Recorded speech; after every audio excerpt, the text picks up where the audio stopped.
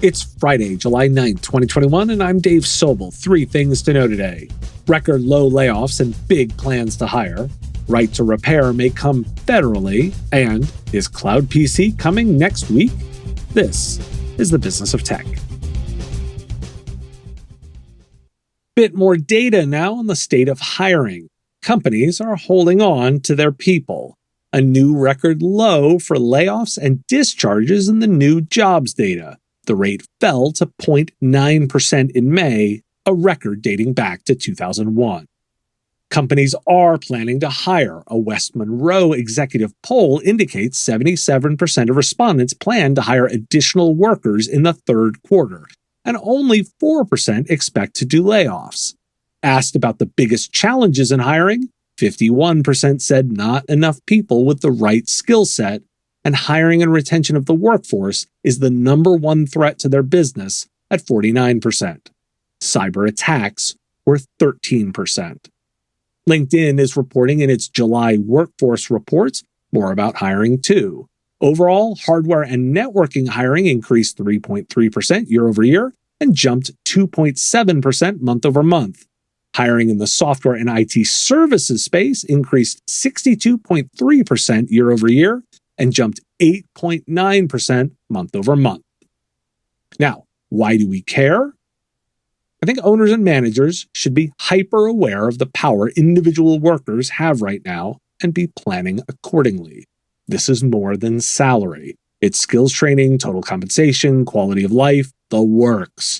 Smaller companies have the ability to be agile here and know that investing in workers right now is not optional. Over-index here. It's a matter of survival and flourishing.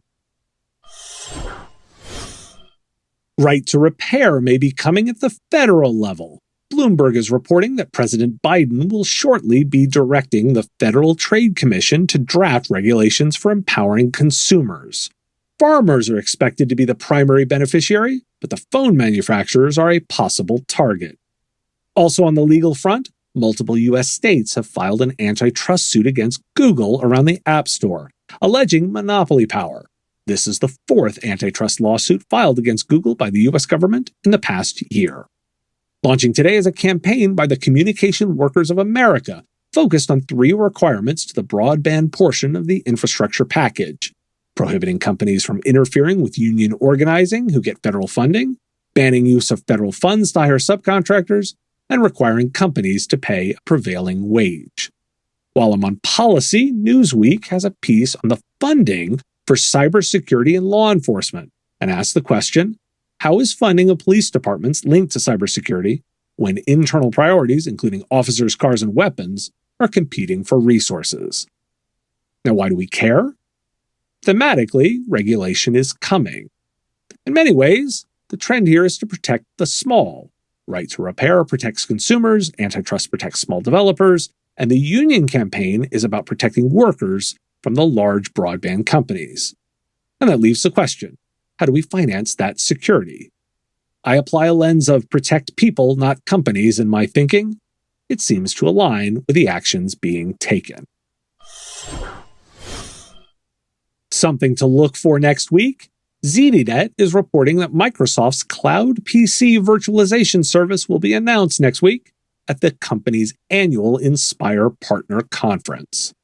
Now, why do we care? I'm super eager to see how this one turns out. In the context of thinking about securing endpoints, what if a customer could just have Microsoft do it? An old-school MSP with their centralized vulnerable toolkit against Microsoft with their nation-state level security operation. Compare. Next week should be interesting. Think you know PCmatic? Think again. PCmatic is working with MSPs to deliver true zero-trust, default-deny endpoint security, allowing only trusted applications and blocking all the rest. A lightweight, simple-to-deploy, and easy-to-manage approach to application allow listing. Layering a default deny approach provides MSPs of all sizes the ability to focus again on prevention, and PCmatic delivers this without impacting performance or efficiency. Find out more by visiting PCmatic.com/MSP and ask about their exclusive lead sharing program backed by a primetime national TV campaign. Thanks for listening to The Business of Tech. There will be a bonus episode should you throw out your RMM. That comes out tomorrow, and I'll be back again on Monday.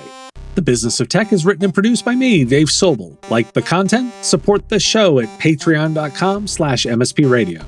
Want to reach our listeners? mspradio.com/engage.